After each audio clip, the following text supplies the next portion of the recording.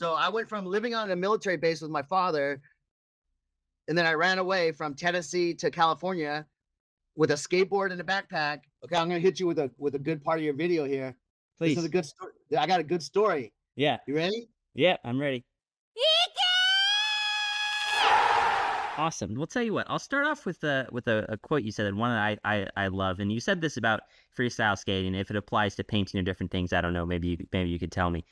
You said, "I do not have a lot of talent, just a lot of focus." And I love that quote. What to you is the benefit of hyper focusing, really lasering in on something? The benefit is I learned from skateboarding, honestly, that when I was young, I started skateboarding very young, like 11 or 12.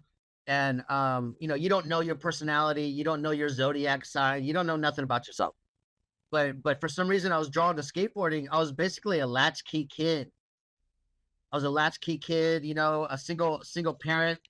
And so I would always take my little banana board, my GT yellow plastic banana board in like 1976. I would always be outside waiting for my dad to come home. So I just was always doing tricks on this little thing and trying tricks and standing on the side of it. And I didn't know anything about no Rodney Mullen. I didn't know anything about freestyle. I just had the skateboard that I got like for my birthday. And anyway, so over a long period of time, I became one of the top professionals in the 80s with freestyle skateboarding. And so fast forward, and because I want to get back to focus. And so skateboarding accidentally taught me that that focus that I'm a kind of person that is hyper focused. And I think I have pretty bad ADHD, to tell you the truth. And what I've learned over time is that there's two types. I haven't researched this thoroughly, but I have read a little bit on it. And there's two types of people that have ADD or ADHD, and it could basically manifest in two different ways. You're either hyper focused, like seriously hyper focused throughout your whole life on different tasks, or you're just completely distracted a lot, you know? And so I was the one that I basically have both. I'm distracted, but I have the ability, if I'm left alone in a room with like homework, or left alone with a skateboard, or left alone with anything, my ADD becomes 100% hyper focused. So that's really where I got it from. And then I kind of used that same recipe throughout my whole life.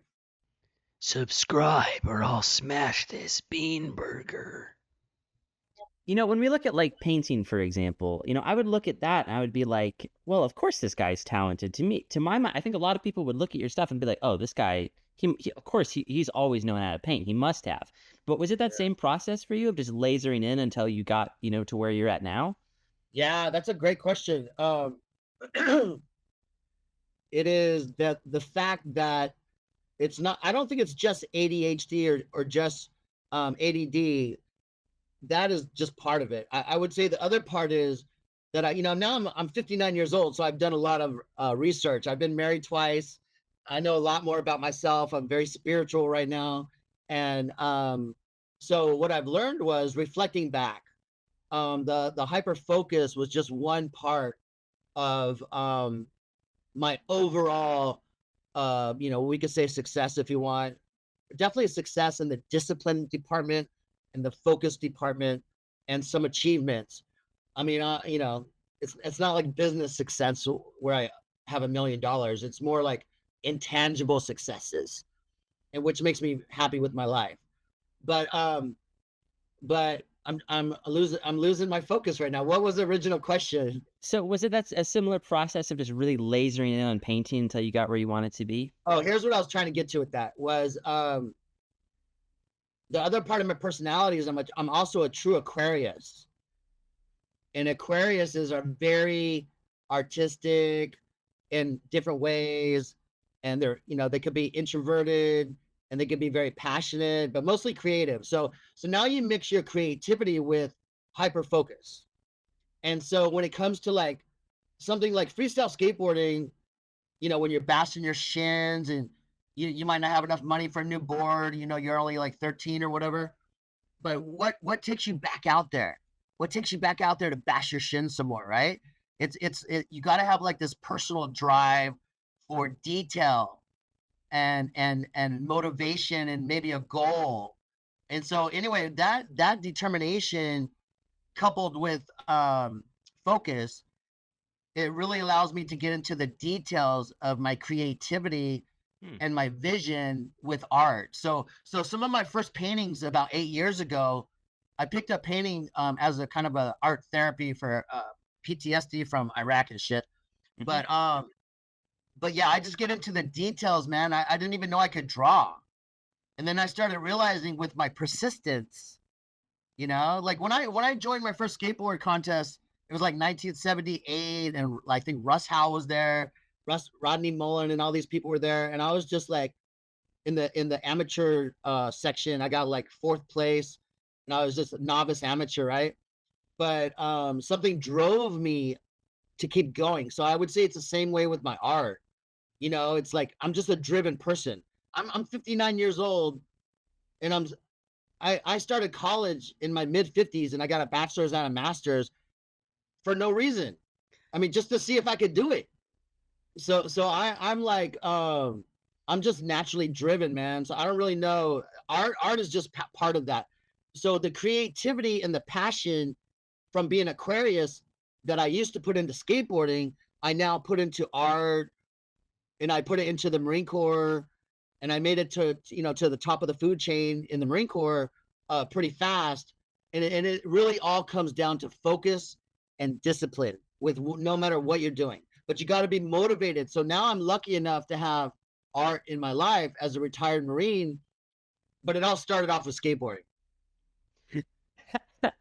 Gosh, well, there's so many great things there to dive into. I guess Yeah. I'll try to get to a few of them throughout the interview. So, I've thought a lot about and this is a concept I learned from anime somewhat recently, but this idea of like a formula for, it's a soccer anime I learned it from. They call it the formula for goals. But in my life, a formula for how to get people to want to do interviews, how to make the interviews the best they can be, making sure they're performing the way I want. And if they're not, then how do I make sure I can do better? That kind of thing. It sounds like for you, your formula is sort of, okay, first of all, what do I love doing? Creativity, all of these things. And also something that's really expansive, that there's no ceiling. Like with freestyle, it's you and the board, and you can just make it. You can do anything. You can paint a similar thing. So is that sounding about right? Is that kind of like the Keith Butterfield formula for success? Yeah. But let me put the word on top of that. It's called vision. It's having vision. Like if you think in your head, like the butter flip, right? Before it became in the magazines and all that crap, it was just a trick that I thought in my head that is possible. It's kind of like a mathematical shit just flowing through your brain so fast. But if you're physically able and you got the vision and you got just enough talent, you could keep doing it long enough until you figure out how to do it. So that is my key to success, really, is determination and vision. Like I don't just give up. Gosh, I know exactly what you mean. And like, yeah, you're hitting me right in the heart. I know exactly what you're talking about. Are you getting inspired? Absolutely. And it's also, I get inspired just when I love seeing people just be themselves and be successful and just, manifest whatever they want in life. And it's interesting because you and I think we have similar drives in terms of like, I would think I'm the same way. I was not born being, a great talker or a great artist or anything. I just thought, what's the best I can do? What didn't work there? How can I make it work the next time? And I still do that today, Yeah. When I watch back an interview, the only thing I notice is what didn't go perfectly. And then I think, okay, I'm going to make that go perfectly the next time. But it's one of those things because each person's completely different. So the way, the way I'm going to talk to Keith Butterfield is completely different than the way I'm going to talk to, Fat Gomez, because y'all are different people. You respond to different things. Some people like talking really slowly. Some people like talking really fast. Some people like arguing. Some people don't like arguing, So you got to really learn those things. And I feel like that has taught me how to be more in sync with my, with my fellow humans, and I'm just beginning this process. Honestly, I hope I'll be able to do this, until I'm 59 and much longer. But Yeah, it's tremendously inspiring, just meeting someone who has a similar thought process. Yeah. Well, tell you what, I'll ping pong to a little bit of a different thing. You Hey, mentioned, can I give you a compliment? please. I'm gonna give you a little wisdom and a little compliment. Yeah, Okay. So this is from an old man. Okay. And you're probably about barely 30. I'm 25. Okay. So you're doing good. Okay. So when you talk about the words perfect, right? You look back at your video clips and you want to make it more perfect, right? Mm-hmm. But you started off our little conversation here with being authentic. Boom. So I'm just gonna help you. I'm gonna save you about 30 years of counseling. Okay, so you owe me like $100 million. Deal. Okay, so like right now, your screen that I'm looking at Mhm. and your personality, right? It's less than perfect because you're being fucking authentic, bro. Look at you, man. You got little whiskers. You got I can see I can see the leather jacket in the back, your guitar. I don't know what's up here. I got these little yellow bottles up there. Looks like urine samples. I don't know what that is. They're empty prescription bottles from my antidepressants. So what I'm saying is everything looks fucking authentic, bro. Thank you. Let that be your key to success. Don't worry about being perfect. Well, first of all, thank you. That does sincerely mean a lot to me. And I think about this a lot. And sorry, please go ahead. I just say nothing. Oh, okay. You had the look of like I can tell you're someone who has so many ideas bubbling. You always look like you got wisdom cooking. But Yeah, I'm a visionary. you're a visionary. Yeah. I think for me, it's perhaps a similar thing that I hear some skaters describe. If it's not, I don't necessarily have, there are plenty of people I admire, and I'll go so far as to say that in most people, there's something I admire. There's certainly many things about you that I admire. There's many things about Andy that I admire, Rodney Mullen, God, I had Russ Howell. There's things about him I admire, but I'm not trying to be them because, if I try to be Keith Butterfield, that's not going to work because you're Keith Butterfield and you don't have to think, well, what would Keith Butterfield do? You just do what comes naturally to you. So I hear exactly what you're saying, and that's something I've been trying to figure out. It's not necessarily in terms of, this would get the most views, this would get me the interview with the biggest star in the world if I did it this way. It's, I have a vision of what my perfect interview is. Oh, I see. I got you. And I want, and it's also, I take it very seriously because, people like you, for example, you didn't have to, take time out of your day to talk to me, and it means a lot that you did. So I want to let you know, hey, I didn't get that check yet. That's it got stuck in customs, I think. That's coming, Keith. But yeah, I always want to be better than I was yesterday, So that's good. You got a vision of yourself. You got a vision of yourself in 5 years. You got a vision of yourself you said in like 30, 40 years of being like the best interviewer. You might be like Barbara Walters or some shit, bro. Hey, you know what? Thank you, Keith. This really means a lot to me. I genuinely, sincerely appreciate it. So I want to say, hit me up when you're famous. I might be in a wheelchair, but I'll still do the interview. I'm looking at you now. You're in pretty darn good shape. I think you're gonna be doing all right. I think I'm gonna be in a wheelchair before you are, honestly. But you mentioned earlier the process of skating. It takes a toll on you. You're especially freestyle. It's a little different than street skating or vert skating, different ways. But you're bashing your shins, doing the butter flip, all these things. And I want to hit you with a quote that, funnily enough, Steve-O of Jackass fame said. And I thought this was so interesting.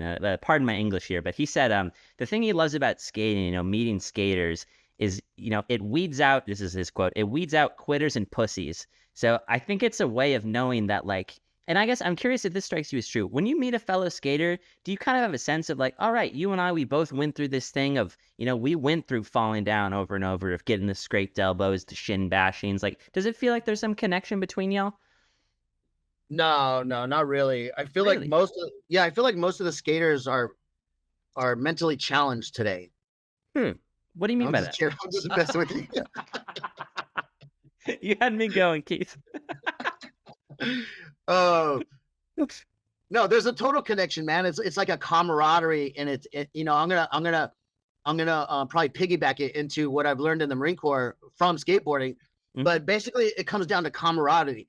Camaraderie, like I don't Mhm. care if you're a vert skater, a modern street skater, or like Richie Carrasco. He had me on Skate Kings for a long time, and I mean, come on, the guy's a fucking legend from his time, and he's still a legend, right? So what I'm saying is, it's like you have a brotherhood, with whether it's a female or male, you have this kinship with just understanding what it takes. I mean, here's the thing that I learned: whether the guy's good at a guitar, or good at drums, or good at skateboarding, or good at art, or good at interviews, or whatever, it takes. What I respect about that person is that that person is not a quitter, right? People that quit are the people that just sit around and complain about stuff, right? Right? Here's what I learned from skateboarding, and I took it into the Marine Corps and the rest of my life. Mhm. There's two types of people in the world: people that talk and people that do. That's it. Talk is cheap, man.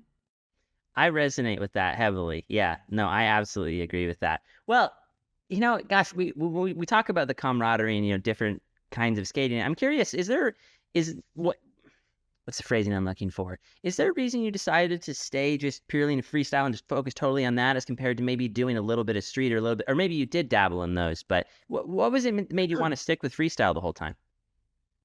Well, so yeah, you didn't do all your research correctly. So listen. When I grew up in Santa Cruz, right? I was a Santa Cruz guy, and then the locals. So I grew up surfing and skating vert and ramps, and I had a backyard pool right in front of my house, across the street in La Bahia apartments, right by the boardwalk by the beach. So Hmm. I grew up skating vert. And then we skated a lot of street. Street wasn't a big deal back then. It was just like in the early 80s, it was just starting. And if you go back to like a 1986, maybe 87, um uh Thrasher or Trans World, I can't remember, but Hmm. I'm blazing down a hill, and then there's this large wall that I do a 50-50 grind on, and it goes about 4 feet out into the street, and then it just, it's the bottom of a hill. So I do this 50-50 grind about 15 feet and do this ollie off the top of it, and then land in the street. And then they shot that for the magazine. It's a sequence. It's a sequence. And when I'm popping up in the air, it's a full page, and it's a OJ ad for OJ Wheels. So I was one of the first street skateboarders ever in the magazines. And then I skated a lot of vert, but the unique thing about that skateboard pool, it was a square pool, but up because it was part of the apartments, and it was all fenced off and everything. We would just jump the fence, and it was right in front of my house, and there was a shuffleboard court up there. So because I was just a skater surfer, like every day I would just skate and surf in my teens. Um, so I'd surf, I'd go skate the pool, and then I'd have a freestyle deck from Go Skate Skate Shop. They sponsored me, and because I started being like a good kid locally, and then so that's how I got into freestyle. Was I used to skate every day at that shuffleboard court, and then Go Skate said, "Hey man, if you get good enough, I'll take you down to LA, and I'll take you as a sponsor. I'll take you down to all these skateboard contests." And he started flowing me gear, and I started getting better. And I didn't even know what was going on in LA. Like I didn't know the skaters, I didn't know the tricks. So I was just a surfer. I was literally a surfer kid that started doing tricks and watching videos. I think if they had any videos, but I was really learning from the magazines. And then once I started going down to skateboard contests, I was able to watch the other pro skateboarders like Primo, Per Hocknick, and Per Wielander, Rodney, and Shane Rouse. That was really my competition. And I ended up winning 16 out of 16 international skateboard contests, and I think that's how my name got in all the magazines. And then I turned pro, and I stayed in the top pros for like maybe 2 or 3 years in the top five. But so yeah, freestyle was just something that I was better at. Like I'm telling you the truth, man. With vert, with vert, I would love to be a vert skater. Like those guys, dude. Like when I see Andy that could do everything, or if I see like Steve or Christian or Tony, you know, um, and my good friend back then was Rob Roscott because we were all live. He lived right next door to me, and anyway, I have a lot of respect for what they could do. I think honestly, I'm afraid of heights. Whenever I would try a big backside, yeah, whenever I'd get too fucking high, man, I was scared to death. So I didn't, so I would rather bash my shins than go too high. So, but yeah, but here's the cool thing, and it kind of goes back to your previous question, the camaraderie. Here's a little story for you. When I used to go down to my first skateboard contest as an amateur, we're right there like Paramount or Huntington or Whitaker, and I'm with Ghost Gates, and this is when Gator and Tony and Stevie and fucking Christian, all these guys were just killing it, right? We're talking the early 80s.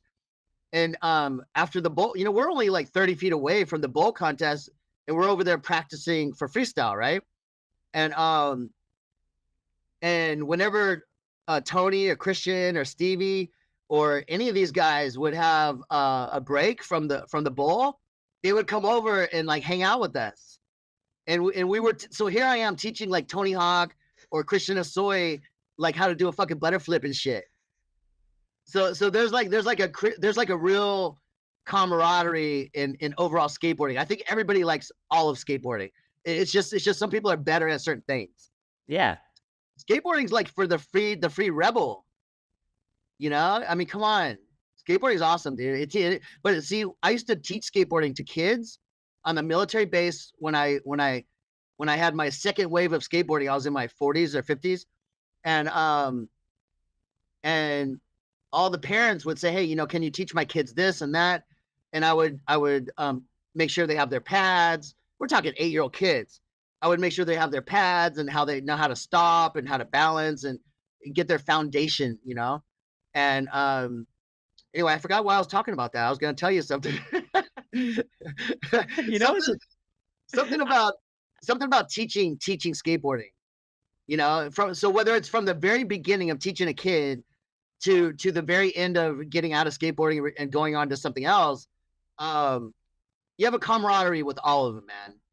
And it takes a special kind of kid to get past the first year of skateboarding and actually get into it. Think about how many kids have actually stopped skateboarding after the first time they got freaking hurt and they got a brand new skateboarding in the closet. Okay, I don't got camaraderie with those guys. I got the camaraderie with the guys that keep going. That could be any topic. Yeah. No, I feel you 100%. And I've been trying to get more into it just a little bit recently. I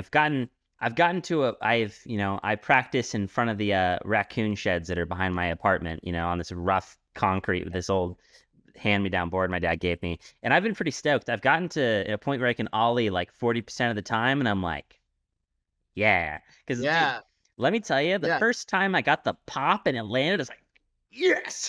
I was so stoked. Oh, dude, you know what's even easier to learn the ollie?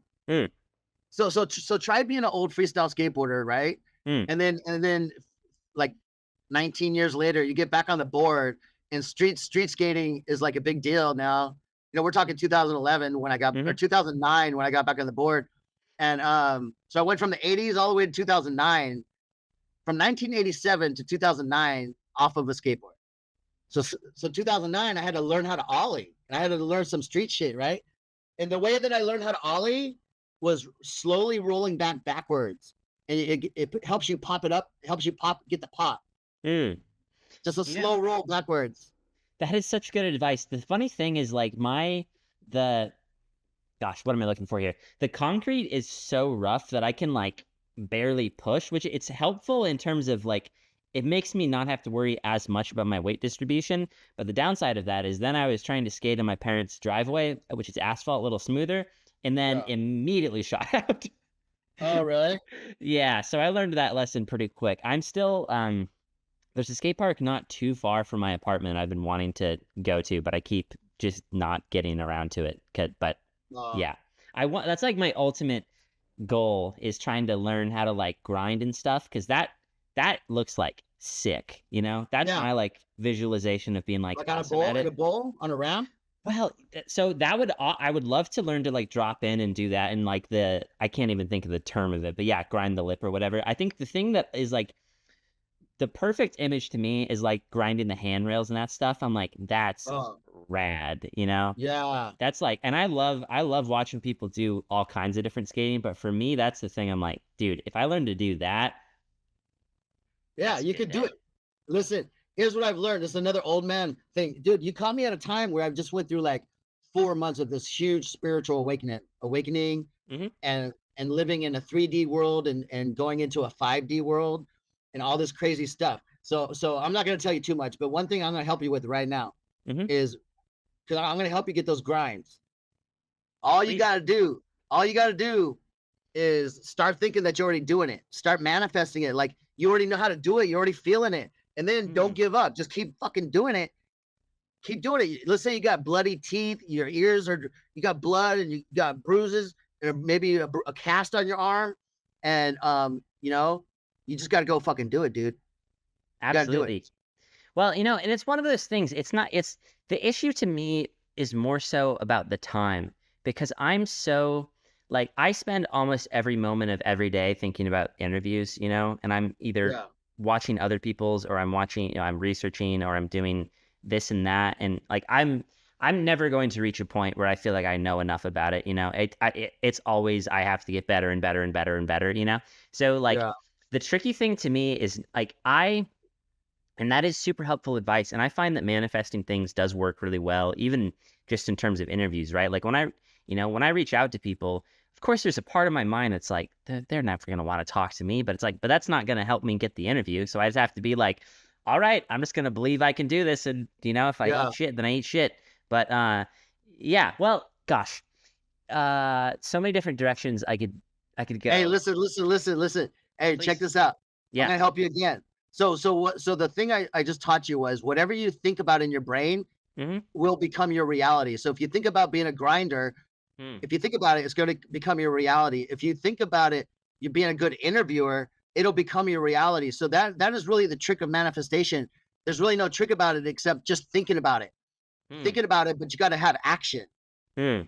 You know what I'm saying? It's here's the bigger truth. Mhm. You only have so much time on this planet. We only have so much time. Mm. This is like our meat suit. This is literally like just our meat suit, right? It's just our body, right? So you want to take care of your body so you can do more interviews, for example, right? And so you can Absolutely. live longer and experience the planet. But I truly believe that this is not it, man. This is just the beginning, or this is like we came back. Maybe some people believe in reincarnation, but Mhm. I just feel like I'm in my meat suit, and I still have a lot more to do. Think about it, man. Who wants to get the Nobel Prize and go to space and go to Mars? Who wants to do all this shit and put $9 billion in your bank account just to die? Mm. Come on, there's got to be more, right? There's got to be more. Mm. How can you have such a brilliant mind and then just die? Gosh, you know, I think that I can't remember the exact quote offhand, but David Lynch, who I believe is technically from Spokane, so shout out David Lynch, R.I.P. He said something to the effect of, I can't remember what it was offhand, but something to the effect of like, you know, he believed the idea was preposterous that we would just die and that our energy would end there. And I don't know, Yeah, I don't know if I don't believe it. I don't know if I come at it from the same angle that you do, but I think my mind is like, I have a hard I start from a place of what can I prove, you know? I'm like, okay. And it's a gosh, so many different directions I can go. But like More scientific proof. that, and like I think about it in terms of, because I like certainty, you know? I like knowing. Yeah. That's one of the things I like about, I've been watching a bunch of like sports anime recently, and one of the things I Mm, learned from that is the idea that, you know, results are the only thing that matter, because that's concrete. Either you won the game or you didn't, you know? yeah. And you can make excuses all you want, but either you did or you didn't.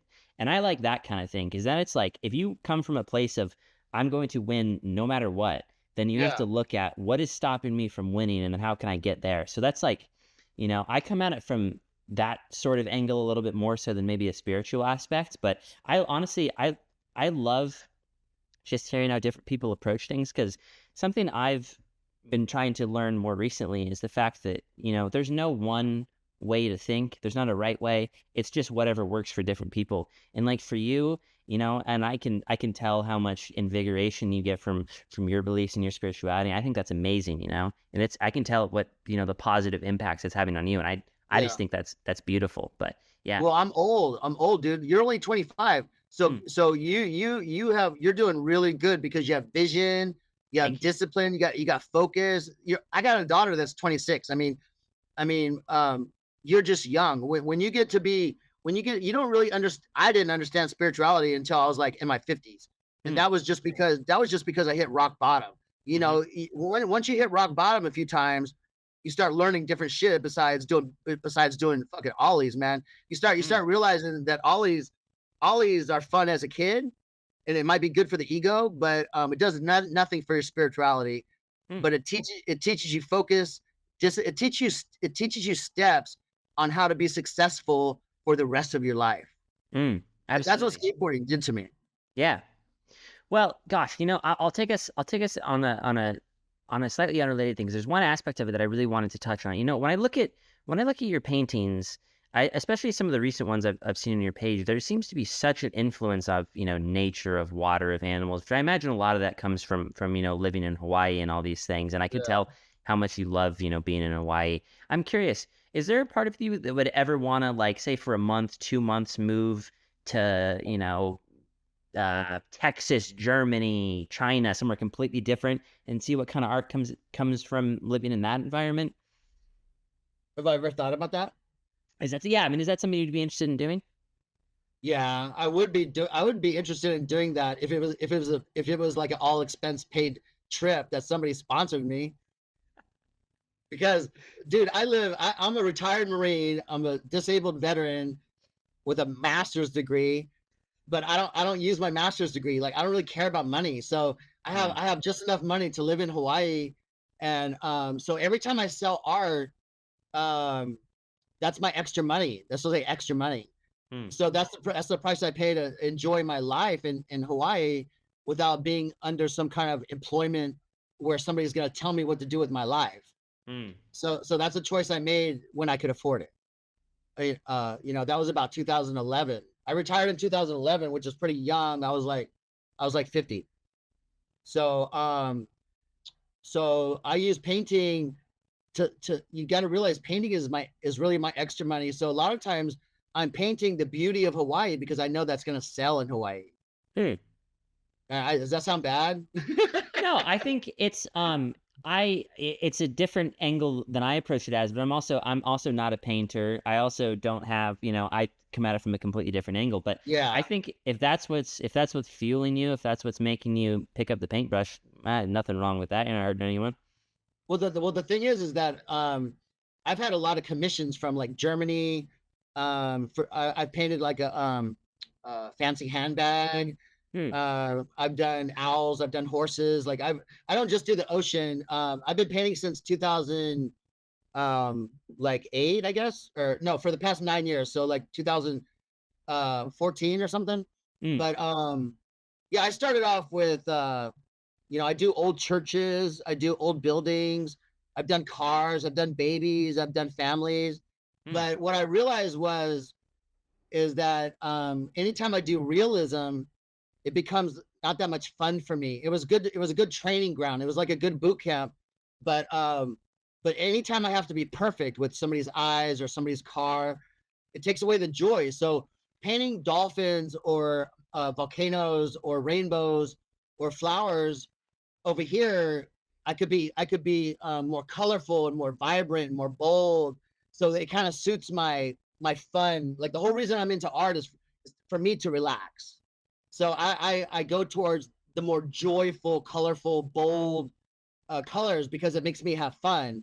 And what I learned was, if I'm having fun and I like that piece of art, most likely somebody else is going to like it. mm. So I'm really not painting for sales. I'm painting for something that I would hang in my own house. But when I do sell art, um, I have to make sure that it's something that I would buy first. Hmm. But that took me like 7 years to figure out. But I could paint all sorts of stuff. It's just I'm focusing on the islands of Hawaii because, or what's it called, tourists that come to Hawaii and they want to take home something to hang on their wall. These are my clients. But if somebody wanted to, put me in Texas or Japan, believe me, I would go.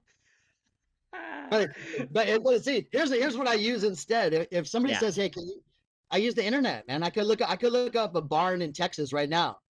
You know what I'm saying? Yeah. So I don't have to actually go there. There you go. Yeah. Yeah. Well, hey, who knows? Maybe this comes out and then someone says, "You know what, Keith? We're gonna get you over to Japan and see what happens." Yeah. Tell you what, I'll take us somewhere else. One of my favorite parts of researching this was checking out The Lost Boys, which I'd never seen before. Oh, But it yeah. was such a sick movie, and Oh, you saw it? Oh, I loved, yeah, I checked it out, and I loved it. I thought it was absolutely a beautiful, just wonderful, such a fun time. I had so much fun watching that movie. And I have a couple different kind of nerd questions on that one. I'll tell you what, where do I want to start with this one? Tell you what, I'll start with this. One of the, I think, interesting themes in the film to me is that the idea of like the death of the hippie movement. In the Vampire Cave, they have the giant portrait of Jim Morrison, and the main character kind of looks Jim Morrison like, and they're all talking about how depressed they are and how And I know your mom was kind of a hippie type person. Was that at all similar to your feeling of being in the 80s and living in that environment? Yeah. Did you see me in the movie? Do you know what?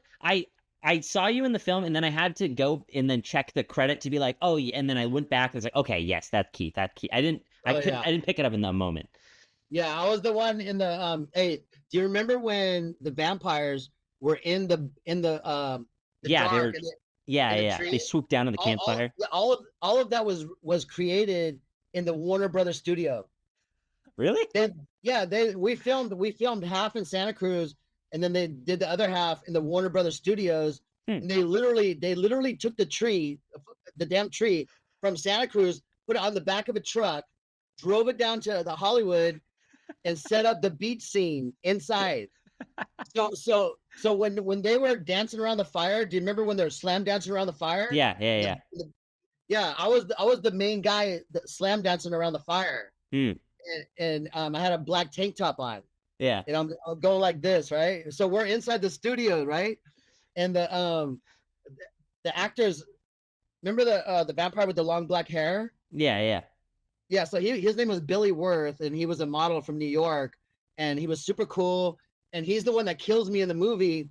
And so if you go to this, when they start flying out of the tree, I'm like the fourth guy that gets killed, and I got a bandana on, and I'm going, I'm screaming like this, and then they had a mannequin dressed like me, and they threw him in the fire, and so that guy, and then that guy kills me. The vampire with the long black hair, he slices my throat, and then they pick up a mannequin and throw me in the fire.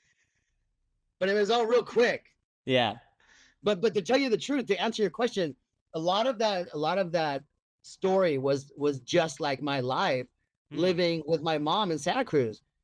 She was old hippie. She was a waitress. She never really grew up.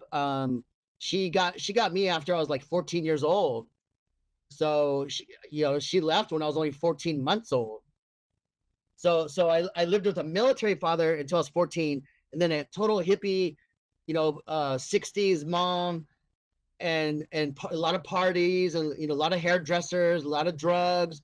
So I went from living on a military base with my father, and then I ran away from Tennessee to California with a skateboard and a backpack, and I moved in with my mom, and my whole life was different, man. It was hairdressers, it was rock musicians, it was Harley Davidsons, and skateboarding and surfing.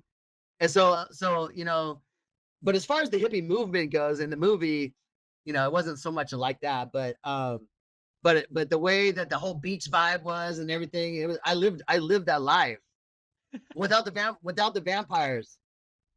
Oh, okay. You got to keep the secrets. I understand. Tell me about the vampires after we stop the recording. How about that? But One of the things I loved about the movie, among many things, there's that great scene where Corey Feldman's talking to the I can't remember the name of the young kid in the movie, but he's showing him the Vampires Everywhere comic, and he's like, "Hey man, you gotta check this out," and to like introduce him to the, this situation and the Santa Yeah. Cruz and everything. Like, was when you were getting into skating and getting into California, was there anything like a skate video, a magazine, anything that people were like, "Hey man, you gotta check this out if you want to get the lay of the land here"? Oh, it's Santa Cruz? Yeah, yeah, Oh. Um, yeah, there was a local magazine called Good Times Magazine. yeah. And remember that same hill? The hill was right in front of my house next to the pool. Hmm. But the hill that I got to do the OJ ad on, Hmm. well, this magazine, the local magazine, it was kind of big, like an original Thrasher, right? It was a big one. Yeah. And it had all the Santa Cruz events, concerts, different clubs to go to, fishing charters, everything. And then Hmm. you had the boardwalk. So everybody went to the boardwalk, right? Santa Cruz Beach Boardwalk.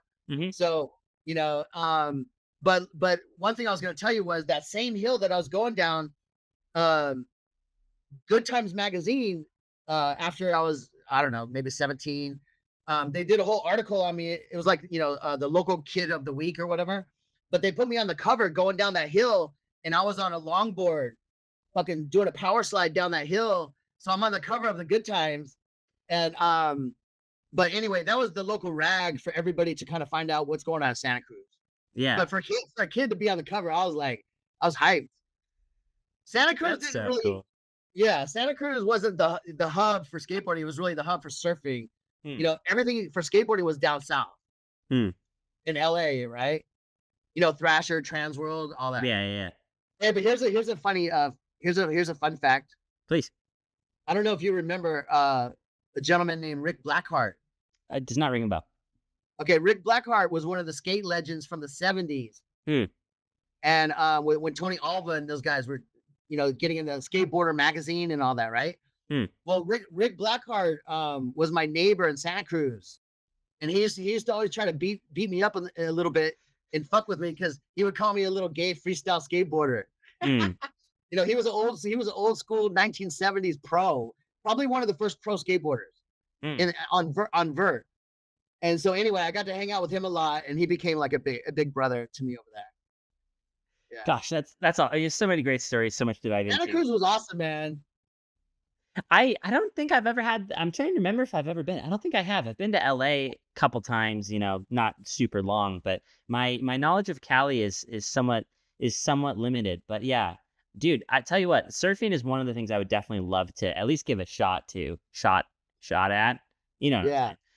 Yeah, that'd be a great little side quest sometime.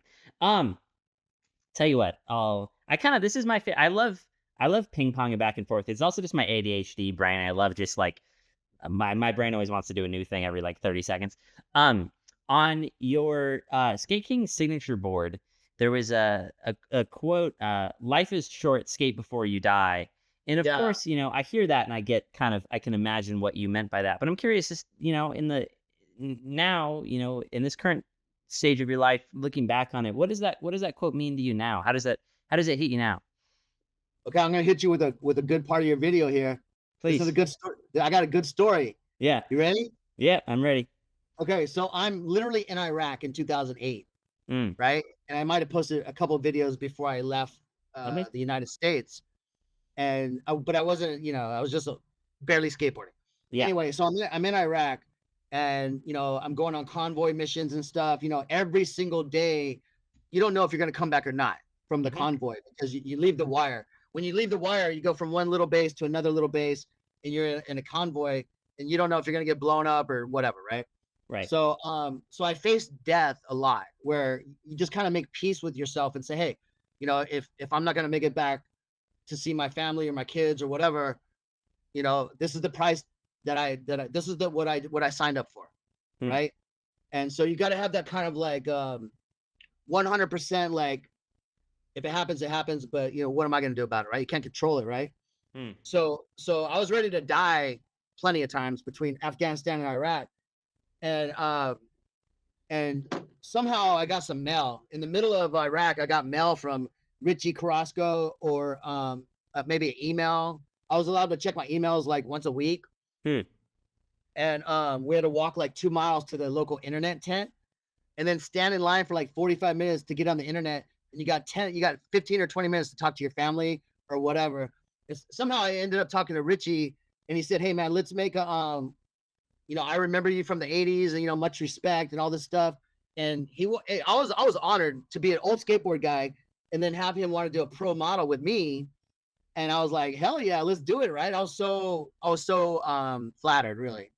And so the reason why I put life is short, skate before you die, is because he asked me to do a pro model, and I had nothing but a tent, and he wanted me to put together on my free time. He wanted me to put together a template and some graphics, at least some ideas, right? And all I had was a laptop and a pair of scissors and some paper, like newspaper, and some string. And I literally went to my tent that night after work. I'm laying in my tent with a damn flashlight, and I'm designing a skateboard in Iraq. So I after I come up with I'm basically designing the skateboard off my memory from the 80s, from the tricks. Yeah, from the tricks that I used to do and how where I want the wheels and where I want the tail on the rail. Yeah. How much kick I want and everything. So I'm trying to like knock off the cobwebs. So I got bombs flying over me. I got a flashlight that's about to die. I'm in a tent. I'm all hungry. I haven't taken a shower in 2 days, and I'm down here trying to design a skateboard. And then once after a couple of days of putting together this long piece of paper, I literally fold it up and put it in an envelope and mail it to Richie. And then by the time I got back to the States, that's how we had the board. Yeah. So that's why it says life is short, skate before you die, because you don't know when you're gonna get blown up. You don't know when you're gonna get a heart attack, dude. You don't know. But now looking back, because I'm not really skating no more. Mm-hmm. I do surfing and swimming and weights and stuff. Mm-hmm. But I could even say life is short, skate before you die. What skating before you die means to me now is, make peace with your spirituality, make peace with your family, make peace with who you are. Skate through life. And I don't mean in a lazy way. I mean, roll through life, understand what's happening, be aware of yourself.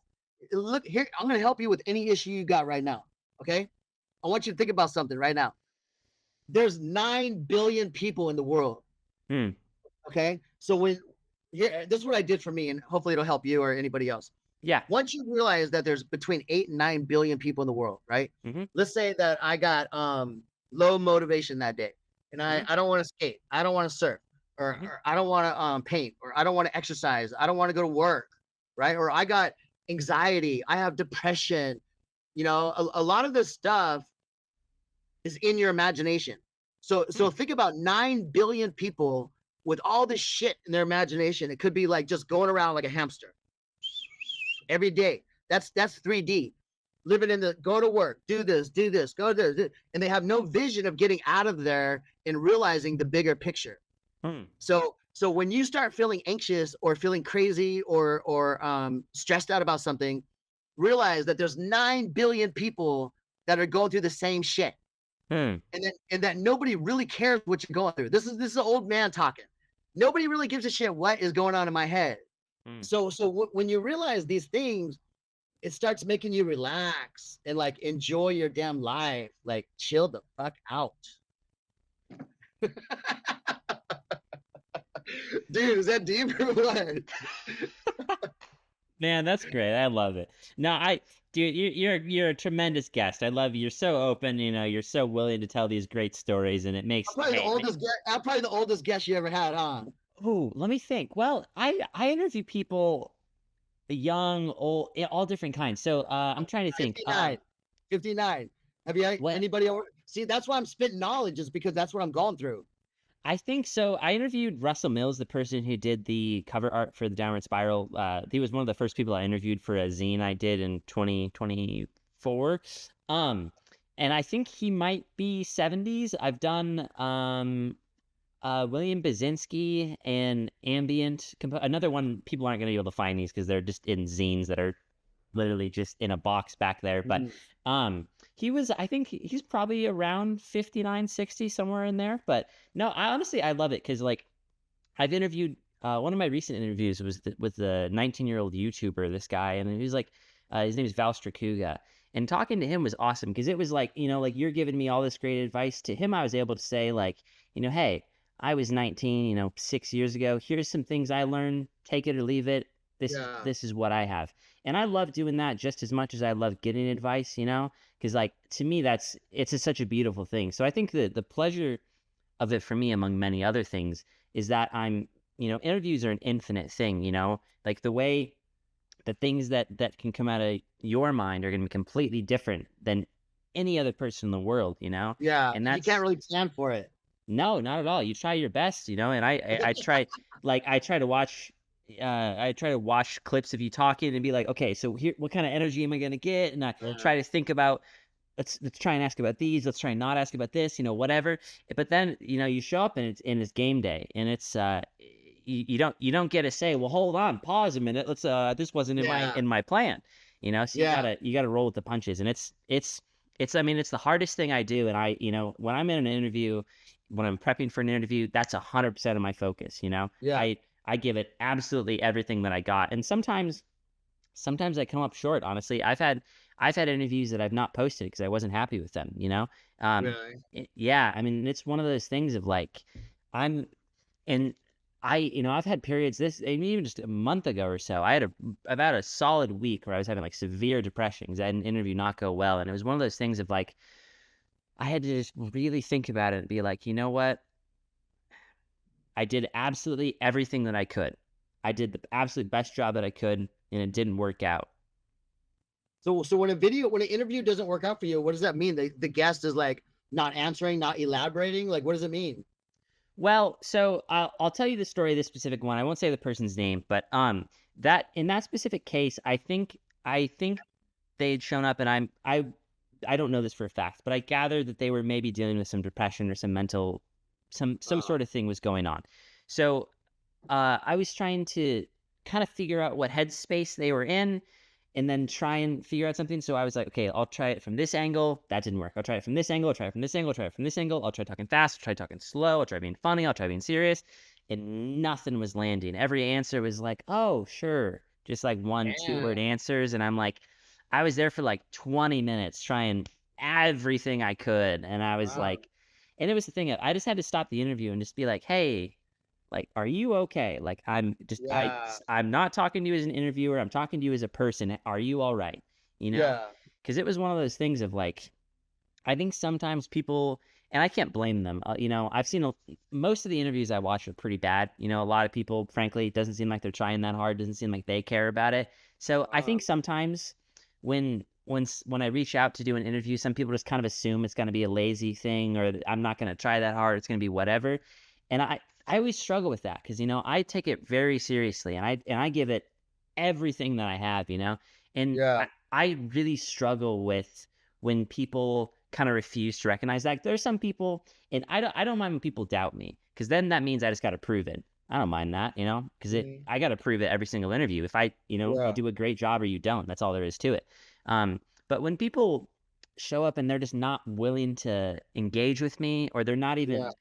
they're not giving me anything, that's when I'm like, okay, I gotta kill this. Like this is, you know. So that was kind of what it was in that case. But sometimes it's different things. That was sometimes I'll be talking to someone before an interview, just setting it up, and I'm like getting weird vibes from them. So then it's yeah, I don't know. Hopefully that gets to what you're saying. There's so many things I could say on that, but that's kind of what it was in Well, that specific case. well, yeah. No, but for some reason, I'm in the mode right now in my life. Hmm. Probably because I'm old. I'm older. And when I was young, I wish I had an older man to talk to. So now I did the same thing in the Marine Corps. Mm. Well, I really feel younger people, because I remember being young. I still have a young spirit, I guess, but I Mm. love young people. And so with you, yeah, I would, dude, I would just say don't worry about people so much, man. That What do you mean by remember that? that what I mean by that is don't worry about what other people think of your interviews. Mm, And let's say you had a shitty interview with said person, yeah. and and they were just not focused. That has nothing to do with you. Mm, But but at the same time, you chose a challenging career, mm, or a challenging thing here. So like think of some. I want you to think of like I'm not that versed on this stuff, but sure. I remember one famous bad interview, right? Mm, Or like with Geraldo Rivera or something. yeah. But what I'm saying, it happens to all the best. Like you never know if you're a famous star or your rock star or your movie star is going to Hmm. be drunk or high or pissed off, or they've done so many interviews in the daytime they just don't care. So that really has nothing to do with the quality of the interviewer. Mm. Well, that is great insight, and that is honestly that is a lesson that I had to internalize, because it was one of those things of like, and it's an interesting thing because when I talk to people, like right now, for example, I struggle to take in, frankly, all of what you're saying because I'm so focused on doing the best job that I can. Yeah. When what happens is then I go back and I'm editing the video, and then I'm really able to pick up what you're Mm. saying, how my words connected with you or didn't, and what I could have said differently and that sort of thing. Um, and I think in that specific scenario, it was one of those things where it was really hard for me to take it in the moment. And it took a long time, a week of, I was having a really hard time an entire week. I almost couldn't get out of bed all day. Like it Damn. really, it was a really serious thing. And then I had to learn exactly what you said of like, you know what? I did the best job that I could. Didn't work out this time. I'm gonna learn what I can, and I'm gonna do a great job the next time. You But it know, wasn't your fault, is what I'm trying to say. it's hard for me to like say positive things about myself, honestly, but I realized that what you were saying is true, and it was a hard lesson for me to learn because I'm always someone I always blame myself, and I always think, Yeah. what could I have done differently, because Right. Well, yeah, that means you're critical. But guess what? Being a critical thinker today is a rare thing. You hmm, know, Be, you're a critical thinker. Look it up, read about it. I'm telling you, man. Hey, what is your being a critical thinker will make you a survivor, and hmm, also make you a survivalist, and not only survive but thrive. hmm, Okay? People that are outside the box are the people that are succeeding. that honestly, it's if I leave you with one thing, and it sounds silly when I say it, but honestly, so much of what I've learned in life, and just honestly, this has come from the past 5 6 months, is I watched, and I mentioned it earlier in the interview. There is this soccer anime called Blue Lock. That to me is how I learned almost like all of how to succeed in life, was just this idea. And I could ramble about Blue Lock. Trust me, I could do it for 3 hours. Maybe I'll look it up. I hope you do. Maybe I'll send you like a clip or something. But just so it has so much to do with like prioritizing just success, and how to be the best version of yourself, and Yeah. you know not blaming things on luck, but on what you could have done differently, and how you could have. And sometimes the lesson is you couldn't have done anything, but you Right. need to be able to look. The way I think about it is I need to be able to look at everything objectively, including myself. And Yeah. honestly, I've struggled with really bad depression my entire life, and interviews have been one of the things that's been really helpful to me, is because I was able to, and I still have this to this day, I'm able to look back at interviews and say, oh wow, like I can tell I actually like connected with that person, and I Uh, I can almost never realize that in the moment because I'm so, like I said, I'm hyper focused. I'm trying to do the best job I can. I'm watching, like, is this question working? Is it not working? Am I talking too fast? Am I talking too slow? That kind of thing. But then I go back and watch it, and I can actually take it in, and that's like the first time, I think I've mentioned it to some of my friends. I don't know if I talked about it in one of my videos, but I'll say it here. The first time in my life that I thought someone would enjoy talking to me was about 10 months ago, when I went back and listened to an interview I'd done with a local zine maker. Her name's Savannah Davis, still a good friend of mine. And it was one of those things of like, because I wasn't in the room, I was listening to it privately just in my own home. I could say like, holy shit.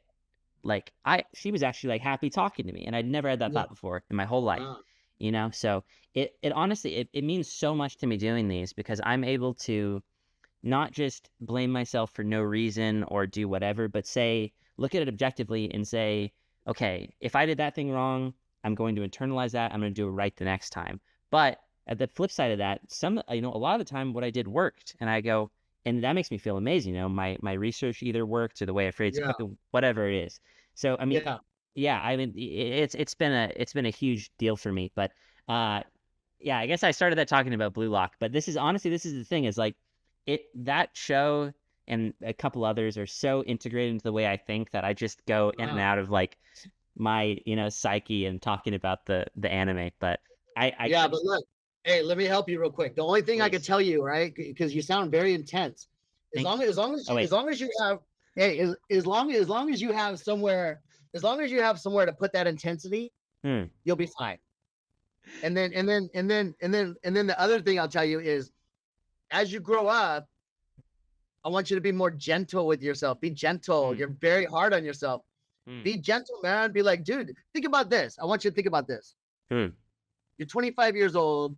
You're not a drug addict. You're not gang banging. You're not in jail. Hmm. I mean, you're sitting here trying to improve yourself by working with humanity. Like you picked a career or your thing that you're doing now. Hmm. You're dealing with other human beings. Like that's pretty powerful. There's not too many people in the world right now that are just simply trying to simply be good. So what I'm saying is, dude, give yourself a little bit of a break, man. You're on the right track. Thank you. I really do appreciate that. I feel for my own anxious brain, I do feel the need to say when you said you have a lot of intensity, and I said thank you. I heard the first three words of that sentence, and that word I was like, he's going to say intelligent. And then I banked the word thank you as my response, and I was like, oh wait, that response doesn't make sense. But anyways, Uh, I appreciate it very much. I ask you a question. Please, What's your zodiac sign? Gemini. Gemini. It's interesting because like to me, I used to be I'm not a big zodiac person, and I used to be very like condescending about it, like, oh, how could people believe that kind of thing. And one of the things I've learned is it's just that thing I was talking about a little bit earlier of just like, you know what? If that's how people view the world and that's what helps them and that's what makes them better themselves, and you said you're an Aquarius, right? Yeah. And it gets you in touch with your creativity and everything. I'm like, who the fuck am I to say, don't do that? So Look, please go ahead. here's the thing. When I was 25 years old, if Hmm. somebody said to me, "What's your zodiac?" I'd be like, "This guy's smoking weed. He's probably from Santa Cruz." I wouldn't know shit, right? Dude, I didn't start learning about my zodiac or my wife's zodiac or my kid's zodiac until I was maybe in my 50s. Hmm. So I'm just telling you, I'm kind of, after I did my master's, I learned that what the master's teaches you is how to research stuff. Hmm. And so I've done a lot of research on myself Hmm. and my relationships. And I'm here to tell you, man, um, if you read enough about the zodiac, I started seeing trends and I started seeing patterns. I have this ability to see patterns. So I started seeing patterns in their personalities according to their zodiac. I'm talking years of relationships and patterns. And I would say 90% of it was factual. It was right on point.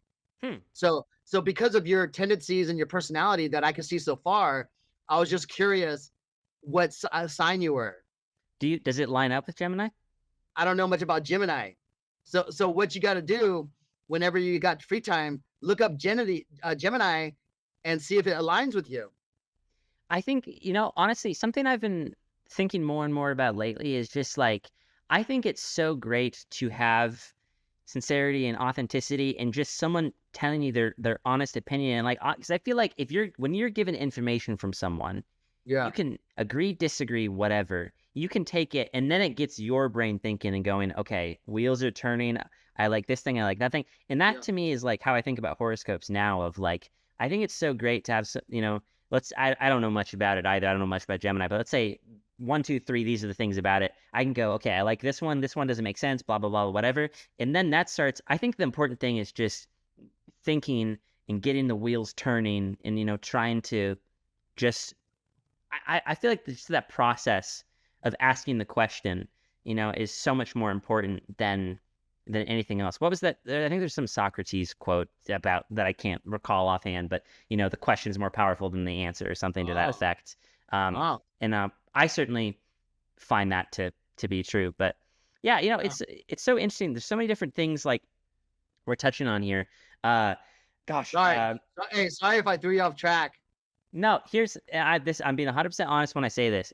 The thing I try to get everyone to, and some people they don't go there because they're not comfortable enough, they don't know me well enough, whatever. I try to get everyone to a state where they're just going and they're being themselves and they're doing whatever. So you're doing absolutely fantastic, Keith, and I mean that. All right. And I love, because it challenges me, because I didn't think we were going to talk about zodiac signs, and then that makes me go. And it's also, when you talk about working with humanity, that's, you know, that's what it is, right? That's a rough And job. it's it can be, it certainly can be, but when I have someone like you, it's easy. But some other people maybe not so much. But um it makes me be very non-judgmental, because you know, if I come into this and I say zodiac, fuck that, that doesn't mean anything, then you're, I think, rightly going to be like, well, what does this guy know? Yeah. But you know, if I approach it and I'm being honest with you, it doesn't strike chord with me right now, but I at least hear you out and I consider it, and then I find that's such a useful lesson in life of Yeah. just, you don't have to take what someone's saying as a fact and then be okay, cool, I'm going to take that and that's going to be the way I do it Yeah. now. But at least listen to them and hear them out and see how it impacts them, you know, and just sincerely care about other people, you know. Yeah. I think Yeah. that's been a huge lesson for me, you know, and Yeah. that's been, so no, it's not, well, it is a challenge, and it throws me off in the best way because it makes me learn and it makes me grow. So I Yeah. Well, appreciate it. oh, no problem. I appreciate you, man. I just love young people, and I relate to young men. Yeah, I was in charge of hundreds and hundreds of young men throughout the last part of my career, and young men and women, and you know, they don't really know what they want to do and everything. Like being in your early 20s is a very powerful time, because whatever decisions you decide to make in your early 20s, Mm, it's going to affect you for the rest of your life. Whether absolutely. it, whether it's college, drugs, a baby, whatever, it will affect you for the rest of your life. So yeah, I just like young people, and so I'm just in a position where I'm trying to help everybody I could possibly help have an easier life or a better life. And if you find something out of the definition or characteristic traits of a Gemini, then that should help you for the rest of your life. So Absolutely. that's just where I'm at right now. I'm not going to be here forever, so I'm trying to leave some tidbits, for the future generation, man. Well, and let me tell you something. And first of all, I appreciate it. I sincerely appreciate it. The other thing is, you know, at the end of all of my interviews, if it went well, if it went badly, if it went perfectly in my definition, if it didn't go perfectly, but I always learn something, and I always take something away, because every person is unique, you know, and I learn, oh, I've never thought about this that way, or I'll Yeah. give you a concrete example. One of my first interviews was with Aaron North, who is he's now a stand-up comedian in LA. I found him because he played guitar in Nine Inch Nails, my favorite band, for a few years in the 2000s. And he was kind enough to do an interview with me, one of the first ones I ever did. And one of the things he talks about was how he had the same hyper focus thing that you talk about. He had that with music. You know, he was touring with this punk rock band called the Icarus Line. They were doing the UK in like literally a converted postal truck that like it leaked carbon monoxide, so they were passing out as they were driving around. So like Damn. he was intense, you know, and he was like, he would have to go to the emergency room because he was like, he also struggled with bipolar disorder, so he'd have manic episodes on stage breaking shit because people were spitting on him and throwing stuff at him. And then he was like going nuts, smashing guitars, throwing shit out of windows, you know, and it was real. He wasn't messing around. But Right. the thing I learned from him, among many other things, was that idea of like, this is a period, and Henry Rollins said a similar thing. I even interviewed Henry Rollins. I've watched interviews with him. I realized that the period I'm in right now, I think affords me um, a greater opportunity to fuck things up and, to really hyper focus and push things as far as I can. So I'm trying to make the most of that. And that is honestly even more so than the videos or the product of these conversations. The really most important thing on a selfish level is just the fact that I learn a lot from you, from everyone I talk to, that I then take, implement on my daily life. So it's honestly, I love doing interviews, all these things, but it's also selfishly, it means that I get to learn from the best people in the world, and some of the most talented artists, some of the, most interesting people in the world, and then figure out what makes them tick, and then Yeah. take that and implement it in my own life. So it's, I'm blessed that I have the opportunity to do this, and Yeah. it's a And, structure and I'm very pleased. Yeah, and the fact that you're hungry to do that. Mm, So I'm going to ask you a question because you mentioned a word earlier. yeah. I want you just off the top of your dome. I want you to tell me the definition of intelligence. Your personal definition of intelligence. Oh gosh. I would say it's my initial reaction is to overthink it, but I'll say I will Right off the top of your head. yeah. I think it's the ability to digest your surroundings clearly. I would say that. And that's one of those things of like, and it's an interesting way to say that, because if I thought about it longer, maybe I'd have a more textbook definition. But as I sit here right now in this moment, that's how I would describe it. Okay. Okay. So let me give you the layman's definition. You're pretty much right on point. Mm. So I recently looked it up, trying to figure out if I'm intelligent or not. but the gist of the paragraph is a person's ability to gather information from this person, that person, this person, and it kind of correlate all that into their own personality or their own characteristics or their own values or whatever. Intelligent people have the ability to be quiet for a little bit and watch and learn and watch and learn and don't think that they have all the answers. And I'm trying to get back to you, how you said how you learn from this rock star and this guy and the bad guy that didn't want to talk and the good guy that wants to talk. And what that shows is a sign of intelligence. You're basically collecting all this information and putting it into your head for your own selfish reasons. But guess what? No, but guess what? You know what I've learned in my 50s? Be selfish. I raised my kids. Some of them are ungrateful to this day. I had 2 wives. I did, all the stuff that I had to do. And what you're going to learn is that you'll give, and people will keep taking, take. Once you get to the point where you're tired of giving or people are tired of taking shit from you, I don't think you should have to wait till you're 50 or 60 to be selfish.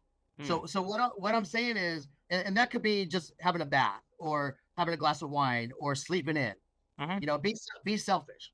So if you're saying I'm doing this for selfish reasons at a young age, I'm telling you, man, that is the forethought of a 50-year-old.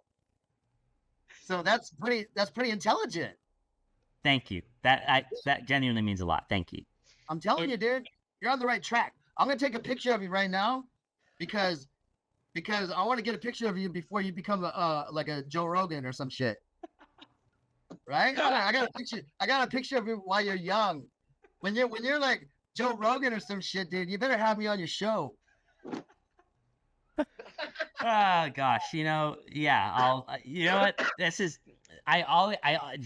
not. I'm not just saying this for flattery. I always leave the door open to people because it's the thing of, I love seeing how people change over time, and if, for example, Aaron North, I interviewed him a little over a year ago. If he was to talk to me now, I would be unrecognizable, because I've learned so much about doing interviews and then all of these things, and my brain is completely different. My life, the structure of my relationship, everything, my diet, my, workout routine, completely different, so I hope that if I am blessed with success someday, that, I will be able to look at you as an even more enlightened person, and that you will be able to look at me as even more some adjective than I am now. But Yeah, you're gonna be more rich and more awesome, and you won't ever be depressed again, man. You're gonna be happy. well, it's honestly it's been such an interesting thing of like the past, I don't know, month or so, I've been doing a lot better. I haven't had a period of really serious depression, which has been tremendous. And it's one of those things like I it's a mysterious thing, because I guess I had thought it was just a brain chemistry thing, and maybe there is something to that. Yeah, I don't know, but it's also, I think, your surroundings and everything do make a real difference. And the fact that yeah, now I am able to, you know do these things that I love and that bring me joy, I think has a huge impact on me. And it's definitely been a tremendous, I can't think of the word help, is the crummy word. I can't think of a better one, but it's been a tremendous help, in terms yeah, of breaking me out of these cycles of depression and all of these yeah, things. yeah. This is Uh, good, dude. This is helping me out. I've been in solitude. I've been in serious solitude for like the past 5 months, mm, and I only go out to grocery shop or go swimming at the same. beach. And but it could be very powerful. I went through a few months of depression myself. I've never been depressed in my life. Mm, And then I started researching it, mm, and it really, a lot of it, I would say, just me, I'm not a doctor, but sure. I would say 60 to 70% of your depression, or my depression, came from a lack of dopamine. Mm, Once I got out there and made myself get in the sunshine, and made myself do push-ups, and made myself swim or skateboard or run or walk, um sometimes you just need some more dopamine, man. It makes you feel good. yeah, You know, absolutely. a lot of those pills that they give you have dopamine in it Mm, for antidepressant and stuff. mm, So it's, you want to get your dopamine natural if you can. mm. Like, even if you don't want to go out, go in the hallway or whatever, just do a bunch of push-ups, and I'm telling you, it'll release dopamine. Yeah, I mean, absolutely. I think one of the things that I've found incredibly helpful, among a billion other things, is just, I work out fairly regularly, and I go on a walk just around my neighborhood, and I Yeah, I go to the park, and I keep my headphones in. I'm kind of a shy person. Honestly, these interviews are the most I talk to people, but uh and that's been a huge help lately, because I get yeah, this brain fog sometimes, where like I can't visualize things the way I want it to be, or whatever it may be. yeah, But just being able to get that little hit of nature, I think yeah, is a huge help. And gosh, yeah, I wish I lived near the ocean so I could go swimming and all these things. But yeah, I'm picking you up 100%, and that's been a huge help for me. yeah. Um, Here's another thing that's gonna help you when you go on your Please, walks. and I'm gonna turn the lamp on real quick, by the way. Please continue. No, I was just gonna tell you, it's good to be grounded once in a while. Mm, Meaning when you go walk, like even in your yard, it's good to take your shoes off and let your body ground to the earth. mm, Yeah, look it up when we're done. Look up grounding, mm, and just walking on the grass for 15 minutes or 10 minutes, or sitting with your hands in the dirt or the water or whatever. You want to get grounded. You're a natural being. You want to get grounded to the earth. mm, That'll also help you out. mm.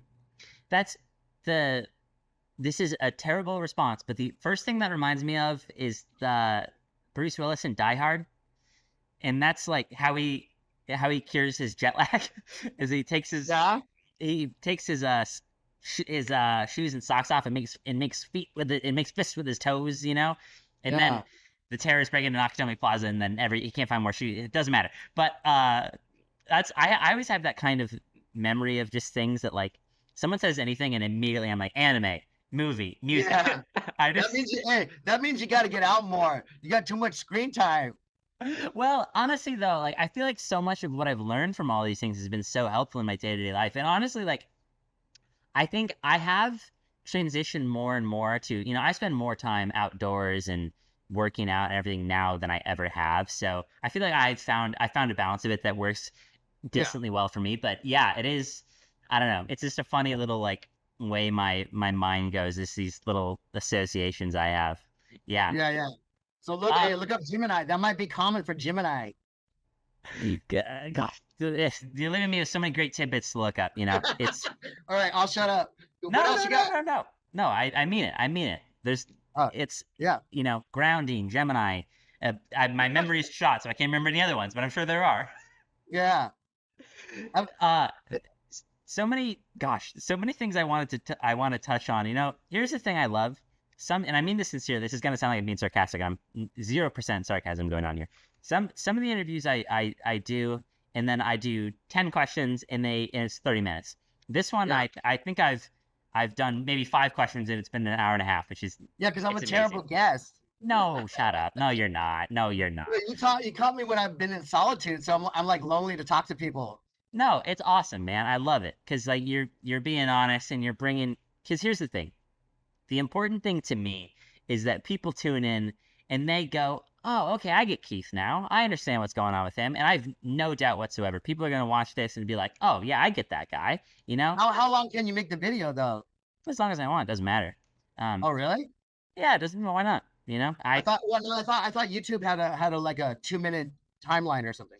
Well, I think they're like for YouTube Shorts, for example. I think there's a limit on it, but like for videos themselves, you can make it 5-6 hours if you want. Oh wow. I think like the longest interview I've ever done was with my first one with Aaron North. That was like 3.5 hours. And nowadays, my brain, like the amount of processing I have to do for interviews is like, frankly, even now, I'm not telling you I need to go. I have probably another hour or so in me. I can only go for so long before I like start shutting down. But Yeah. so honestly, when I go and edit them, it's different for each video. I don't care if they're long. I don't care if they're short. What matters to me is that everything that's in there is, I'm respecting the audience's time, and I'm leaving Yeah. things that just are giving them information. That's giving them something new. That's sincere. That's whatever. So if this video ends up being 2 hours, I don't care. If it's 30 minutes, Okay. well, it's not going to be 30 minutes, but as long as it is the best that it could have been, and I edited it the most, the best way possible. I didn't, try and catch the guest out and edit them selectively, whatever it Right. is. As long as I'm meeting all those things, I don't care. If it's 3 hours long, it doesn't matter to me. Okay. Well, hey, your other questions, I'll try to give you short answers. No, Keith, I gotta go in like 20 minutes. Okay. Tell you what, we're gonna have a power 20 minutes. It's gonna be great. One of the Okay. things I wanted to touch on, we talked about it just a little bit in the before we started recording, and hopefully I get to talk to him again. Selfishly, I hope Andy watches this and is like, oh, I'm gonna reach out to that Bongo guy. So Andy, if you're watching this, hello. But I know. So it sounded like you were skating with him when he was just a little kid, like 10, 11 years old. How is it that you came to do that portrait of him? Oh, yeah, it was Andy and Killian. I think he was older than 11. We're talking like, I think he's like 28 now, 29, something like that. oh yeah. So I've been in Hawaii 14 years. So it was probably 16 years ago. So what would that make him now? I mean, then. 13, 14, something like that. Oh yeah. So the portrait. He said that I think me and him still stay in contact a little bit, but we stayed in contact a lot a couple years ago, and he asked me to do a portrait for his mother's birthday, I think it was, or his mother's Christmas. He probably saw my paintings online, and I said, yeah, man, that's when he was kind of blowing up. Yeah. And that was before he got his PAL board, and so we just did that he sent me a picture, and I kind of did it in my own style, and that was one of my first like if you look at Andy's painting, I don't have it in front of me, but if you look at Andy up in the air, he's doing like a backside air. And I painted the tennis shoes and the wheels and his hair and everything like 100% from the picture. So that was one of the first pictures I kind of mixed realism with like surrealism, because the bowl and the coping and everything is real colorful, but him up in the air is probably the first real person I ever painted. And anyway, that was a gift for his mom. That's awesome, dude. And I honestly, I love what you're just talking about. That was the first time you mixed realism, surrealism, all these things. Like, I think that's amazing. And I think, at least for me, I try to do that with everything. I'm always trying to do something I've never done before. Just give, no matter what it is. Like, I can say, confidently that, the amount of effort I'm putting into this conversation, this interview, is the same as I put into any of the ones that have come before that will come after. I'm always giving people the best that I can. And I love that idea, that like, and I can tell that looking across the page, no matter who's reaching out to you, if it's Andy Anderson or, a Yeah. small family in, Tennessee, that you're giving them the best that you have. And I Yeah. really admire that about you. I think that's amazing. I treat everybody equally. I think honestly, like, I think that's, what's the phrasing I'm looking for? I guess my family's somewhat well off, but I think of myself as being fairly blue collar. I worked fast food. Through college, I was a waiter at the hotel in Spokane, the Davenport, so I've been around plenty of people, and a lot of my friends are blue collar working folks. And I think that one of the most important things in life is just having respect for work and for people who are, I guess what I mean to say is that I think it's really important for artists, for everyone to realize that, that we're not better than anyone else, and that we need to treat everyone the same way. Yeah. I think that's such an important lesson. Yeah. Okay. So I'll do a couple of little nerd ones here. Do you still have the Vision Pro model deck saved? Do you still have those? Yeah. I got a bag full of decks, man. I could have had them ready for you. I got a skate bag, a Skate Kings bag, and it has like 6 of my pro models from Skate Kings and from the 80s from Vision. That's awesome, because I was researching that. I couldn't even find a picture of it. That's how rare they are, Yeah, I saved them. Like when I was skating for Vision, I think his name was Brad. He was like the owner of Sims or the owner of Vision or something. Mhm. And he would always send me the white ones. They were white with little red triangles all over it. I never knew that there was a fluorescent orange one out there. And then later on, when I was like older, much older, somebody sent me a picture of it. They're like, "Hey, I got your 1980s Vision Pro model," and it was like bright orange with yellow triangles all over it. And so anyway, he sent it to me. So I got different models that I didn't even know about. That's so cool, dude. Oh, God, I love it. I'll bounce to another one here. We mentioned Russ Howell a little bit earlier in the interview. And finally, I found a little quote of him when he was talking about you. I'd love to bounce it off you. He said, talking about you, he said, "Thank you for influencing a lot of our skating and making it more difficult to get our routines perfect." Talking about the butter flip. And I'm curious if you have any reaction to your relationship with Russ, or just him kind of giving you a little ribbing there. Yeah. No, Russ is a true gentleman, and he's literally a living legend in skateboarding. And what happens to men as they get older is they become more gentle, and they become more, they want to help young people. And Russ is a good example of that. Like every time, I had no idea Russ Howe even knew my name, and so when I met him as a kid, I didn't get to talk to him, but when I met him as an adult later on at the Skate Kings contest, or different videos or whatever, or demos, he was a true gentleman. And he was practicing the butter flip, and he was telling me how hard it is. You got to realize he's from the era of nose wheelies and spacewalks, and maybe a old school kickflip, maybe a lot of handstands.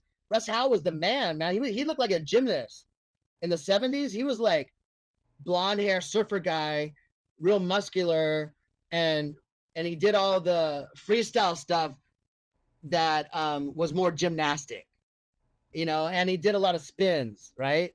But as a gentleman, think about this for a second. As an older gentleman, he's still trying to learn tricks like the butter flip, right? So cool. Yeah. So he's got the mentality. It's kind of a winner's mentality, and innovator. Like there's no ego there. Like if he had an ego, the ego would say, well, I was in the 70s, and I was the man, and I'm just gonna hang it up now, right? That's ego. But if you have no ego and you truly love the skateboarding, it's okay to look dumb. It's okay to fall. It's okay to try something new. And that takes a lot of courage for a real legend like that to pick up a skateboard and try to learn modern freestyle and at an older age. I mean, That's come so on, that's cool. legendary. That is legendary. And the fact that he knows me, that makes me feel like, maybe I really did leave a mark somewhere in skateboarding history. And so that makes me feel good. That's awesome, man. Russ is a gentleman, man.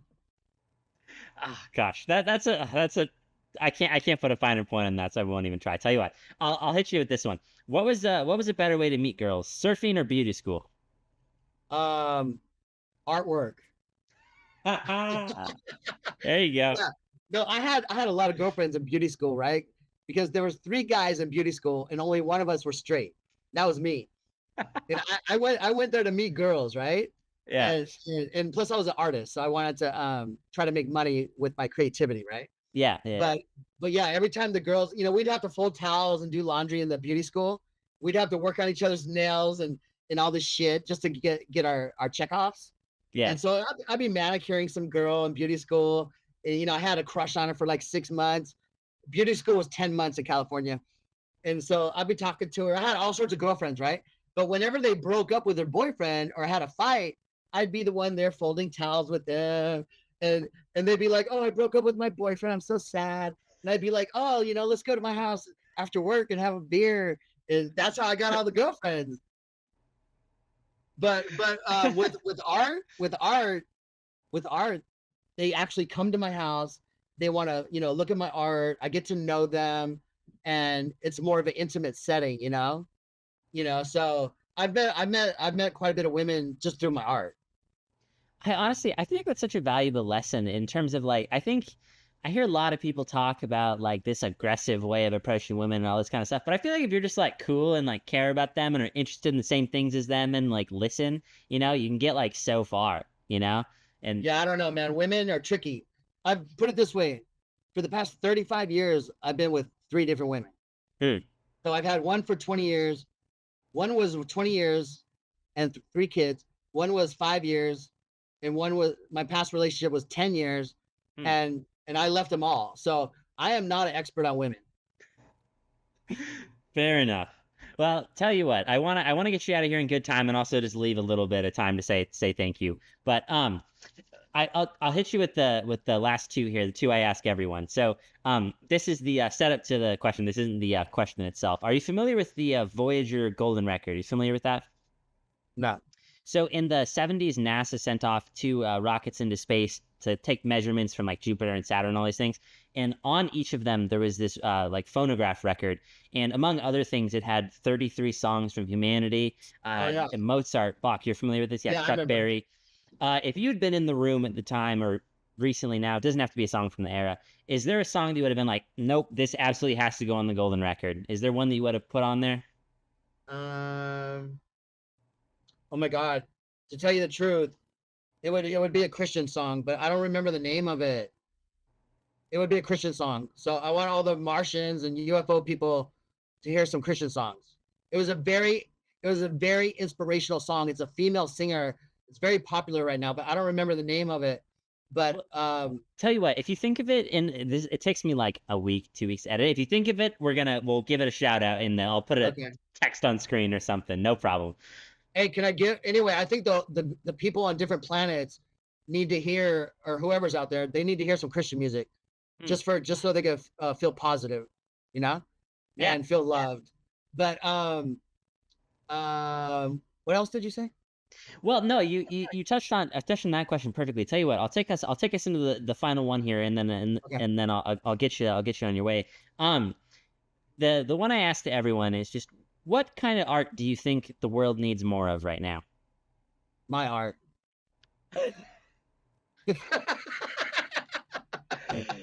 Hey, no, I'm serious. If you look at my art, dude, if you smoke a little bit of legal marijuana, right? Dude, I look at my art when I'm straight, right? And I'm like, oh, it's okay, I'd hang it up, it's pretty, I would stop and look at it, right? And so I'm not dissatisfied with my art.